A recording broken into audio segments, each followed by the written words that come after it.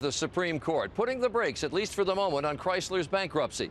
The delay comes a week before the deadline for Chrysler's sale to Fiat, leaving open the possibility, and it is just a possibility, that the automaker could be forced to liquidate. Chris Bury is in Chicago this evening. The stunning order means Chrysler's merger with Fiat, encouraged and engineered by the Obama administration, is now on hold until the Supreme Court can consider whether to hear the case. Looks like we're going to get our day before the Supreme Court, and that's a very good thing. 3 Indiana pension funds representing police, teachers, and taxpayers stand to lose at least $6 million if the deal goes through, a tiny fraction of the billions at stake. But they argued that President Obama overstepped his authority by using federal bailout money and that the bankruptcy court elevated the claims of others, including the UAW, over theirs. The big issue here is whether or not average Americans, retirees like those I represent, are going to have their wealth protected or taken away from them by actions of the federal government.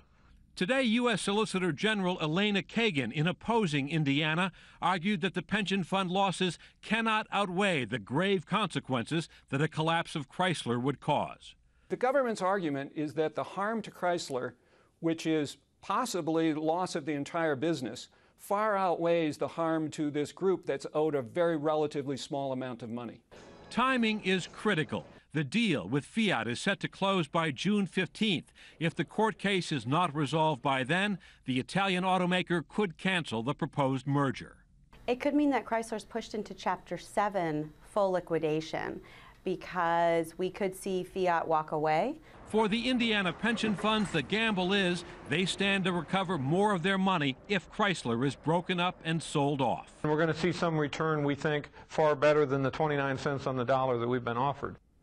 What happens in this case is important not only to Chrysler but also to General Motors. Some of their disappointed creditors are making the same arguments made by the Indiana pension funds, so what the justices ultimately decide has enormous consequences. Charlie?